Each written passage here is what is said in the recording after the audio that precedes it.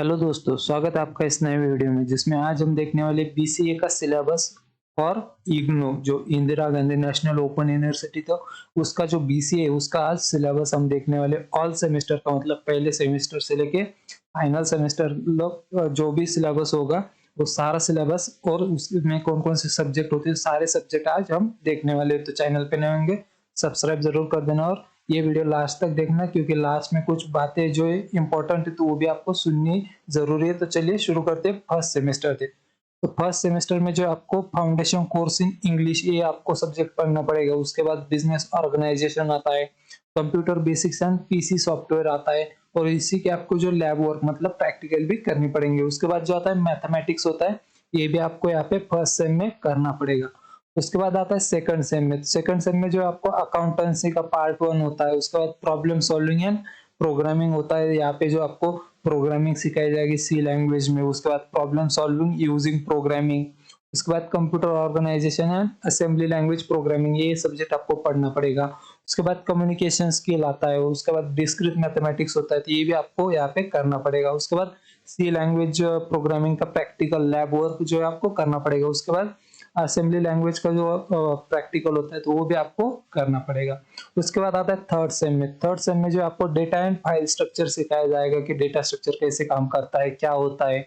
उसके बाद जो introduction to database management system, तो डेटाबेस क्या होता है, कैसे वर्क करता है, तो कौन से कोडिंग आपको यहाँ पे करनी पड़ती है, जैसे कि एसक्यूएल कमांड्स होते हैं वो आपको यहाँ पे करने पड़ते हैं। उसके बाद सिस्टम एनालिसिस एंड डिजाइन होता है। उसके बाद programming C plus plus and उसी का प्रैक्टिकल भी आपको करना पड़ेगा। उसके बाद जो डेटाबेस मैनेजमेंट सिस्टम है, जैसे कि मैंने कहा एसक्यूएल में आपको कमांड वगैरह जो है सीखनी पड़ती है तो वो आपको यहाँ पे प्रैक्टिकल में सिखाया जाएगा। उसके बाद आता है फोर्थ सेम। फोर्थ सेम में जो है स्टैटिस्टिकल टेक्निक्स आपको सिखाया जाएगा, ऑब्जेक्ट ओरिएंटेड टेक्नोलॉजी सिखाई जाएगी, जावा प्रोग्रामिंग जो है बेसिक्स है यहाँ पे आपको सिखाया जाएगा। उसके बाद फंडामेंटल्स ऑफ कंप्यूटर नेटवर्क होता है। उसके बाद इंट्रोडक्शन टू अल्गोरिदम डिजाइन की अल्गोरिदम कैसे डिजाइन करना पड़ता है तो ये आपको यहाँ पे सिखाया जाएगा। उसके बाद internet concept and web designing होती है। उसके बाद जावा प्रोग्रामिंग के प्रैक्टिकल्स और अल्गोरिदम के प्रैक्टिकल्स पे आपको यहाँ पे करने पड़ेंगे। उसके बाद आता है फिफ्थ सेमेस्टर। तो फिफ्थ सेमेस्टर में जो है इंट्रोडक्शन टू सॉफ्टवेयर इंजीनियरिंग आता है।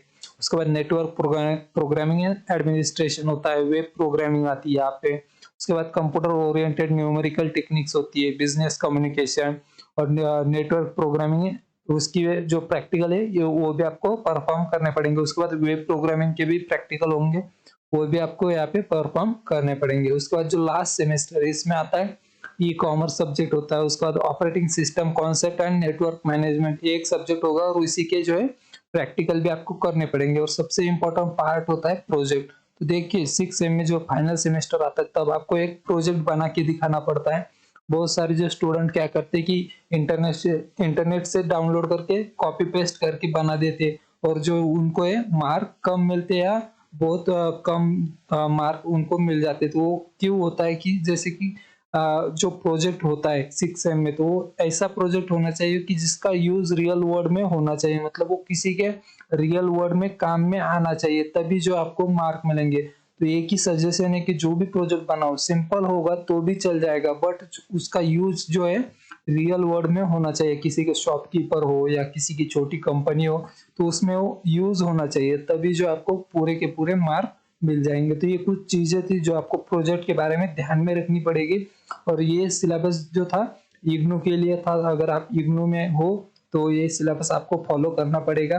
तो ये वीडियो अच्छा लगा हो तो लाइक जरूर कर देना और दोस्तों के साथ शेयर भी कर देना।